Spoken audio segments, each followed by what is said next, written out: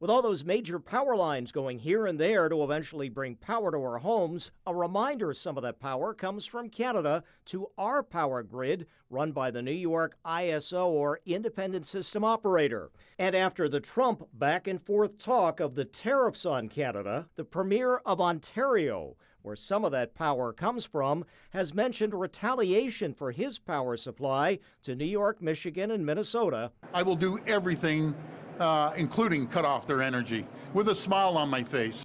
There is also some power supply from Quebec with its large dams and hydropower.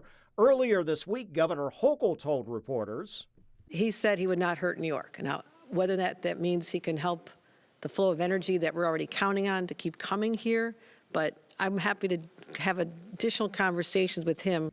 And now Premier Ford says as of Monday, a 25% surcharge would be attached to any Ontario-produced power going down to the U.S., including New York State. That is despite Trump pulling back on some Canadian targeted tariffs. There could be some disturbance, a little bit of disturbance. That New York Independent System Operator actually asked the Federal Energy Regulatory Commission in Washington to provide guidance of how it would have to collect duties with any U.S. tariffs on Canadian-sourced power, noting it could be tens of millions of dollars a year.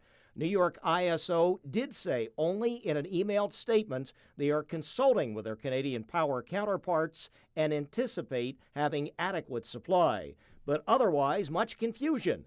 This is how the Maine Public Service Commission chairman puts it. It's complicated, and it's not been done before in New England.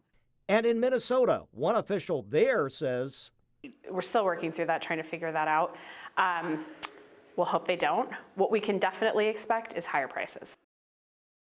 Okay, unlike those other states there, you heard from Minnesota and Maine, no one from National Grid or NYSEG, the State Public Service Commission, or the New York ISO wants to do any interviews on the subject. Other than the emails or the governor's quick comments earlier this week, no further response today.